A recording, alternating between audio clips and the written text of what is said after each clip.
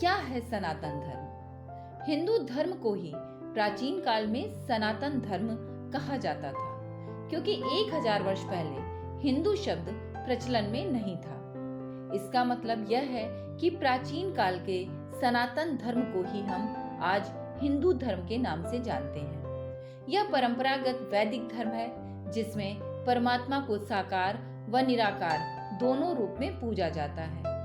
सनातन धर्म वेदों पर आधारित धर्म है, जो अपने अंदर कई अलग अलग उपासना पद्धतियां, मत, संप्रदाय, दर्शन समेटे हुए हैं। रूढ़ियां, परंपराएं, कर्म कांड आदि परिवर्तनशील हैं, इसलिए सनातन नहीं हो सकती। सनातन धर्म का मजबूत आधार उपनिषद है। सनातन धर्म संसार का प्राचीनतम धर्म है।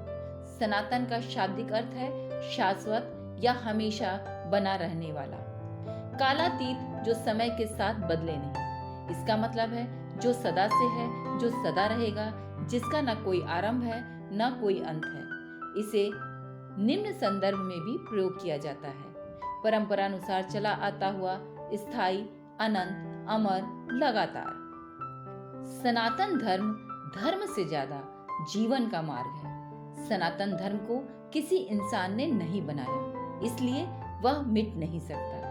आइए जानते हैं कि क्या है सनातन धर्म की विशेषताएं। विश्व में केवल सनातन धर्म ही ज्ञान पर आधारित धर्म है। बाकी सब किसी एक व्यक्ति द्वारा प्रतिपादित किए गए हैं। एकमात्र हिंदू धर्म या सनातन धर्म ही ऐसा है जो समय समय पर अपने नियमों की समीक्षा करके उसमें सुधार करता रहता है। जितने भी अन्य धर्म हैं, वो एक सीमित दायरे में हैं और बंद हैं, क्योंकि उनमें एक पैगंबर, एक ग्रंथ है, परंतु सनातन धर्म एक पुस्तक, एक व्यक्ति, एक संगठन पर आधारित नहीं है। परंतु हिंदू धर्म असीमित और खुला है। इसकी कोई सीमा रेखा नहीं है।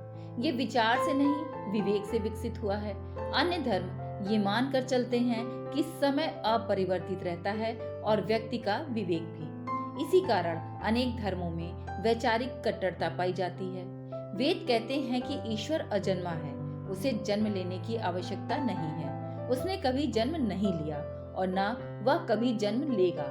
ईश्वर तो एक ही है, लेकिन देवी, देवता या भगवान अनेक हैं। उस एक ईश्वर को लेकर नियम, पूजा, यज्ञ विधियां, संस्कार, दर्शन, भोग, तीर्थ आदि का पालन सनातन धर्म में किया जाता है। सनातन धर्म में मनसा वाचा कर्मणा के सिद्धांत का बहुत मूल्य है। इसके अनुसार मनुष्य के मन, वाणी तथा कर्म एक जैसे होने चाहिए। मन में कुछ हो, वाणी में कुछ कहे और कर्म सर्वथा भिन्न हो। इसे मिथ्या आचरण कहा गया है। सनातन धर्म का मूल ही सत्य है। हिंदू धर्म को ही प्राचीन काल में सनातन धर्म कहा जाता था। सनातन धर्म में अनेक ग्रंथों का महत्व बहुत अधिक है।